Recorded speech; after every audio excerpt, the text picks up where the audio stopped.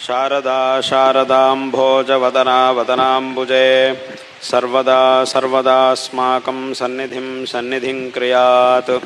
श्रुतिस्मृतिपुराणानाम् आलयं करुणालयं नमामि भगवत्पादशङ्करं लोकशङ्करम्।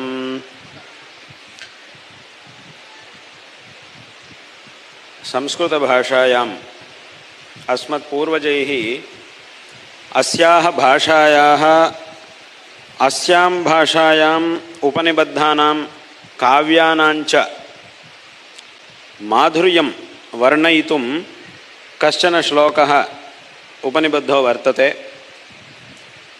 सः श्लोकः एवमस्ति, तदर्थः एवमस्ति। तत्र अस्माकं कश्चन प्रश्नो वर्तते, अस्य प्रश्नस्य उत्तरं तु वयं लब्धुं न शक्नुमः इति। कोऽसौ प्रश्नः इत्युक्ते, किं वा काव्यरसस्वादुः किं वा स्वादीयसी सुधा इति। काव्यरसस्य माधुर्यं वा माधुर्यमधिकं वा सुधायाः अमृतस्य माधुर्यम् अधिकं वा इति अयं सन्देहः, अयं प्रश्नः सर्वेषाम् अस्ति। अत्र एते ये पूर्वजैः कालिदासादिभिः यानि काव्यानि संस्कृतभाषया विरचितानि सन्ति, तेषां माधुर्यमधिकं वा संस्कृतभाषायाः माधुर्यमधिकं वा अमृतस्य माधुर्यमधिकं वा इति संशयः अस्ति अस्माकम्। अस्तु, संशयः अस्ति चेत् अस्य उत्तरं भवेत् खलु इत्युक्ते, अस्य उत्तरं कः दातुं शक्नोति? यतोहि ये वयं संस्कृतभाषायाः संस्कृतकाव्यानां च माधुर्यं जानीमः, ते वयम् अमृतस्य रसं न जानीमः। अमृतस्य माधुर्यं कीदृशं भवेदिति नैव जानीमः। ये च जानन्ति अमृतस्य माधुर्यं कथमस्ति इति, स्वर्गस्थाः देवताः, ते अस्मान् न समादधति, अत्र आगत्य समाधानं नैव वदन्ति, तान् द्रष्टुं वयं न शक्नुमः। अतः अस्य उत्तरस्य कः समाधानं कर्तुं शक्नोति, अस्य प्रश्नस्य कः समाधानं कर्तुं शक्नोति? यः काव्यरसमपि जानाति अमृतरसमपि जानाति, सः एव दातुं शक्नोति। परन्तु तादृशः तत्र समाधानं कर्तुं तादृशः पुरुषः कोऽपि नैव लभ्यते इति। कान् पृच्छामः सुरास्वर्गे निवसामो वयं भुवि, किं वा काव्यरसस्वादुः किं वा स्वादीयसी सुधा इति अयं श्लोकः पूर्वजैः उक्तः। तेन किं विवक्षितमस्ति इत्युक्ते, अमृतरसापेक्षयापि अयं संस्कृतभाषायाः रसः, माधुर्यरसः अत्यन्तम् अधिकः इति अस्य श्लोकस्य तात्पर्यमस्ति। अतः एतादृशं वैशिष्ट्यम् अस्यां भाषायां वयं प्राप्तुं द्रष्टुं शक्नुमः। यदत्र वैशिष्ट्यं वयं पश्यामः, तदन्यत्र कुत्रापि वयं द्रष्टुं नैव शक्नुमः। भाषान्तरेष्वपि सन्ति केचन विशेषाः, परन्तु अत्र यावन्तः सन्ति तान् विशेषान् वयम् अन्यत्र कुत्रापि नैव द्रष्टुं शक्नुमः। तादृशी भाषा इयं भाषा वर्तते।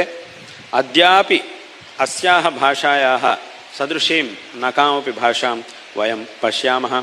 अन्यासां भाषाणां तु तत्तद्वैशिष्ट्यं किमपि स्यादेव, परन्तु अस्याः भाषायाः यद्वैशिष्ट्यमस्ति तदन्यत्र कुत्रापि अस्माभिः द्रष्टुं नैव शक्यते। कथं? तत्र बहवः शब्दाः, तत्र शब्दानां महान्तः बहवः अर्थाः भवन्ति। क्वचित्तु तत्र शब्दभेदः नापेक्षितः, केवलं ह्रस्वस्य दीर्घस्य वा प्रयोगेण महान् अर्थस्य विपर्यासः भवति।